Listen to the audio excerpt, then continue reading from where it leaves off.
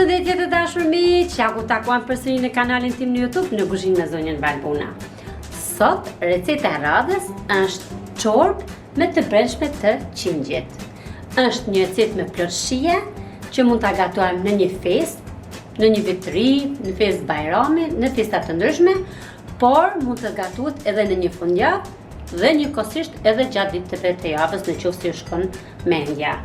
Për përgatitjen e kësaj recete, unë kam marrë 400 gram të brendshme të qingjit, sepse ka qenë qingji i vogël dhe kjo ishte masa.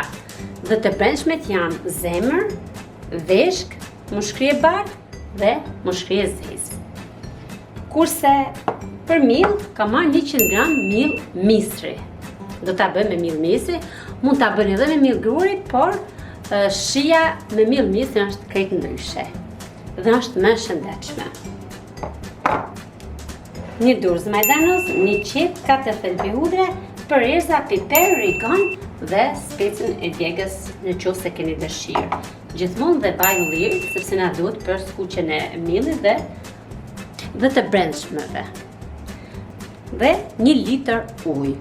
Vazhdojmë nga puna. Në fillim do të bëjmë grijen e qepës në kubik të vegjël, sepse do t'i japim një skuqje të lehtë të brendshme të qingjit.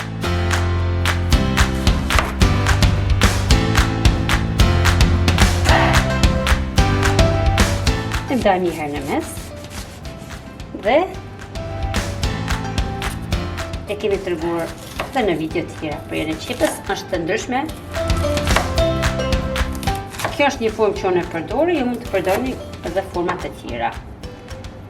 Tani do ta presim në kubik sa më të vegjël.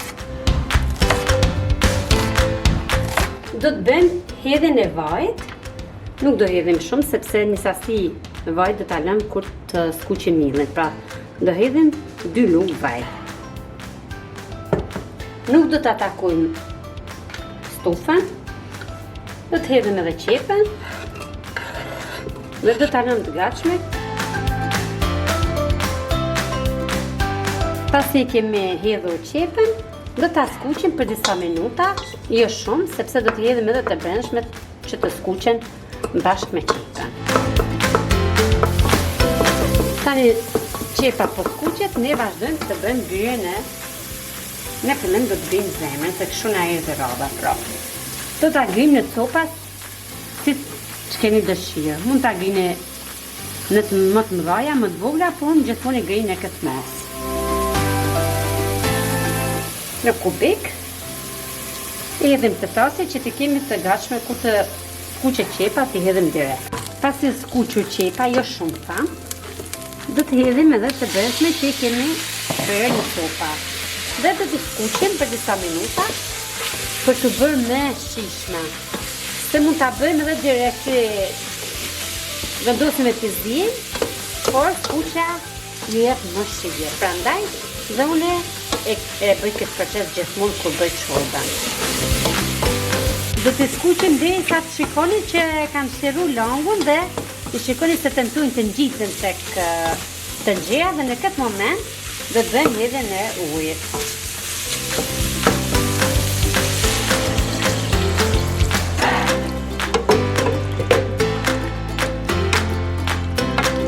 Do t'i përzim dhe do t'ja vendosim kapakun dhe t'i lëm të zihet për një gjysore, por dhe do t'i shikoni sepse këto janë të brendshme shumë të buta dhe zihen shumë shpejt. Prandaj do t'i kontrolloni. Tani vazhdojmë me procesin tjetër.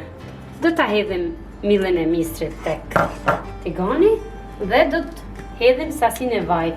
Nëse keni dëshirë, mund ta bëni edhe me qalë. Por për të dalë më shëndetshme, unë gjithmonë e gatuaj me vaj Ulliri.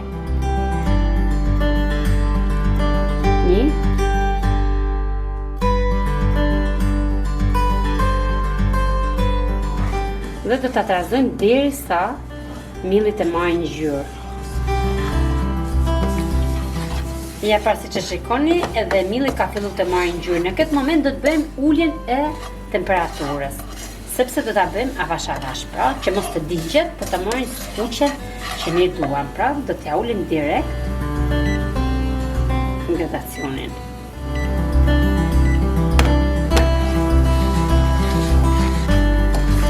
Kjo është një recetë puro tradicionale, pra, që është gatuar gjithmonë nga nënat tona dhe ne sot nuk pritojmë ta gatuajmë sepse është me plot shije. Unë kam shumë dëshirë dhe shumë qef ta gatuaj këtë recetë sepse bëhet shumë shpejt dhe për nga shija është shumë e mirë. Tani, pasi janë skuqur në këtë masë që pe shikoni dhe ka marrë ngjyrën që ne duam, direkt do ta shuajmë me pak lëng. Do ta marrim me ndihmën e harit dhe do ta hedhim tek mielli.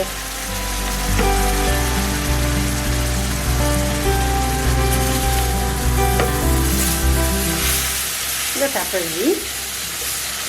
Dhe tani kemi pikur stufën tek mielli, sepse s'ka nevojë se tigani është guri dhe e man nxehtësinë. Dhe pasi ta shikoni që e keni shruar tek tigani me pak lëng, tani do të bëjmë hedhjen direkt tek tenxhera ku I kemi dhe të brendshmet e qingjit që janë zirë shumë mirë.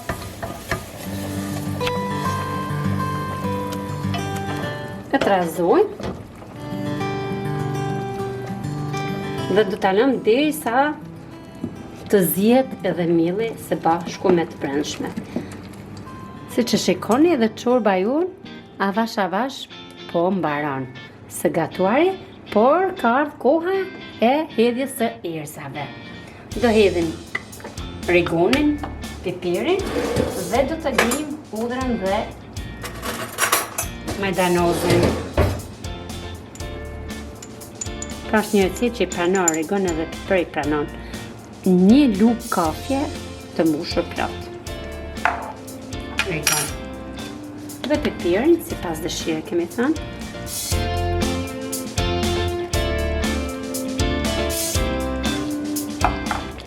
Aroma është shumë e mirë. Në zjarr të ngadalë dhe duke e trazuar her pas here.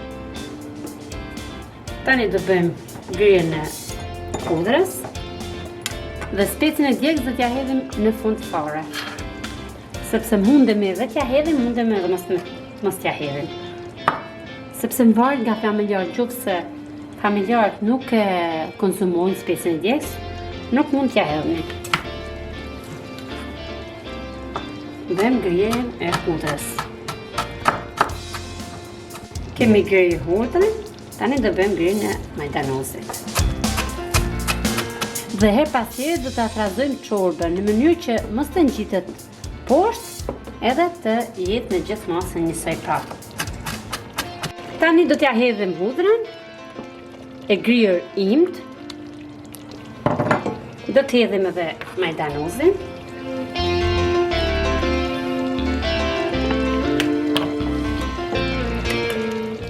Dhe do ta hedhim edhe specin e djegës. Do të hedhim një majë luge, sepse edhe shumë masë nuk kemi, varet nga sasia e masës dhe nuk duam ta bëjmë shumë të djegës. Për masën tonë një majë luge kafje. Dhe e trazoj dhe pothuajse çorba jonë tani ka përfunduar. Do ta bëjmë gati për servirje. Gjatë servirjes do të kemi parasysh do ta trazojmë një herë në mënyrë që tek tasi të bien të brendshmet nga gjitha llojet.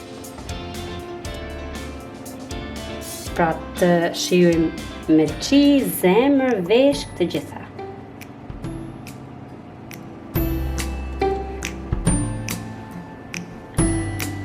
Pra siç e pat, është një recetë shumë e shpejtë.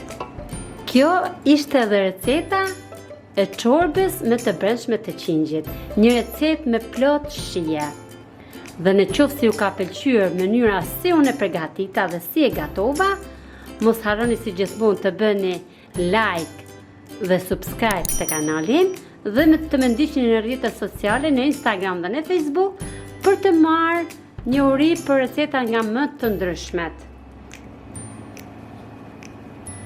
Duke ju uruar një ditë të bukur, mirupafshim dhe shihemi shumë shpejt në videon e radhës. Na bëft mirë!